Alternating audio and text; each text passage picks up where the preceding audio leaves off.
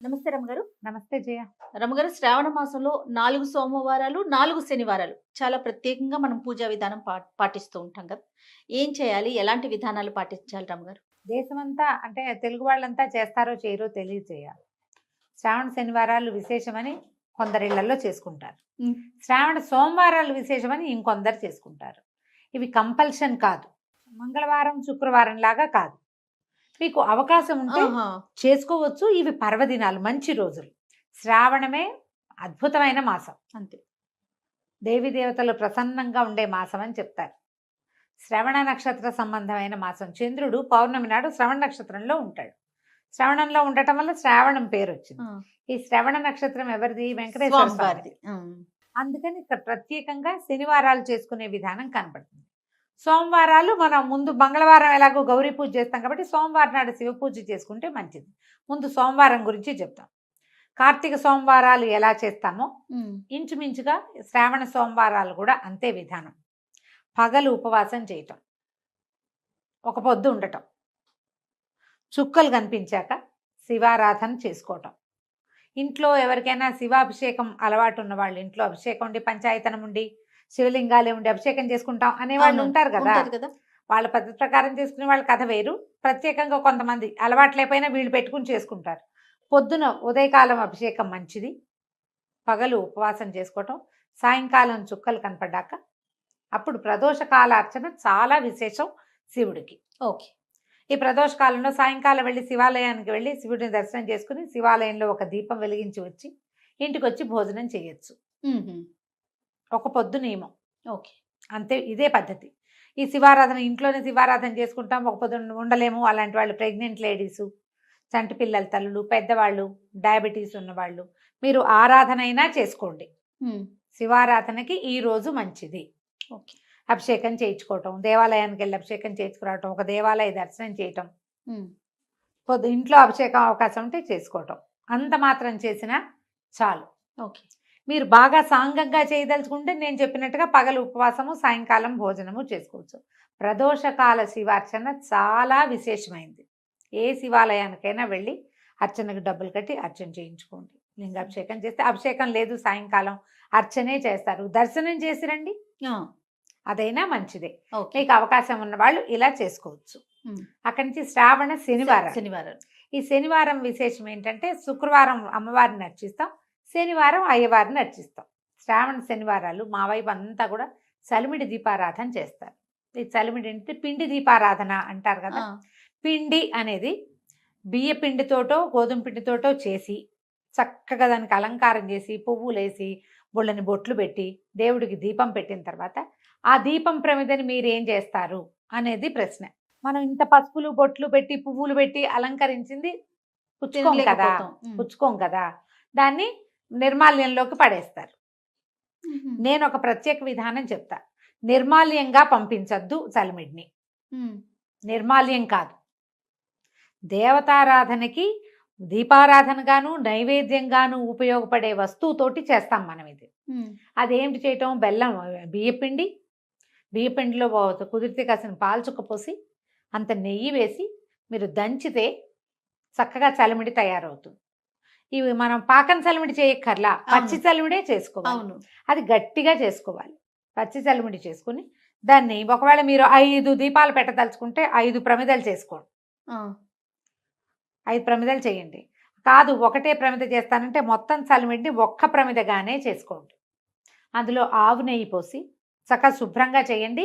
ఎలా పడితే అలాగా, ఏ పళ్ళెంలో పడితే ఆ పళ్ళెంలో పెట్టకండి.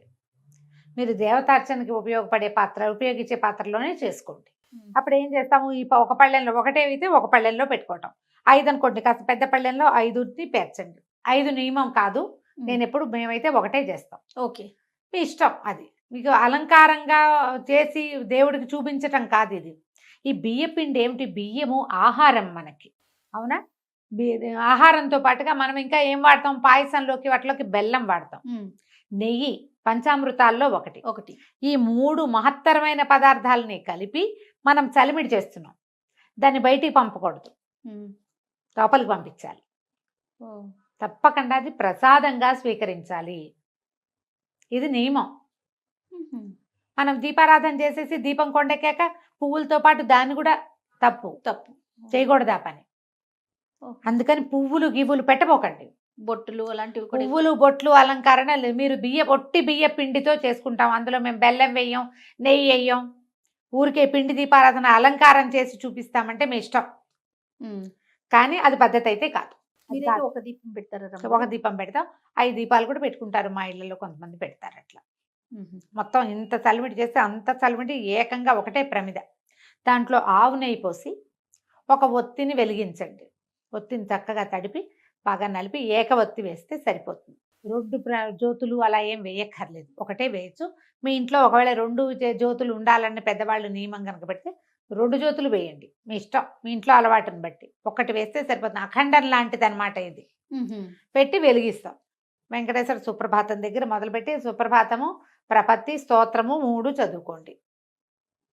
ఈ దీపం మీద మనం ఇంకా పళ్ళు పాయసం ఏమైనా చేస్తే అవి 4 పెట్టి దీపం వెలిగే దాని మీద పడకుండా కొంచెం యువతలుగా నీళ్లు చల్లి దీపాన్ని కూడా నివేదనగా సమర్పించండి. విడిగా ముందు ఒక దీపారాధన చేసుకుంటాం మనం. అవును. ఒక దీపం పెట్టుకున్నాక ఈ క్రియ చేస్తాం. దీపంతో సహా నివేదన చేసి స్వామివారికి చూపించి దీపం కొండెక్కిన తర్వాత అప్పుడు ఆ దీపం పెట్టిన చలిమిడిని నైవేద్యంగా మనం ప్రసాదంగా స్వీకరించాలి. ఒత్తి బాగా కాలుతుంది. ఆ కాలిన మాడిన చోట కొంచెమే మాడుతుంది, ఎక్కువ మాడదు, కొద్దిగా మాడుతుంది. మీరు ఒత్తి జాగ్రత్తగా పెట్టాలి. చక్కగా ఒత్తి తీసేసేయండి. అసలు శ్రావణ మంగళవారం నోలైతే ఒత్తి కూడా మింగేయాలని చెప్తారు. ఒత్తి పారేయకూడదని.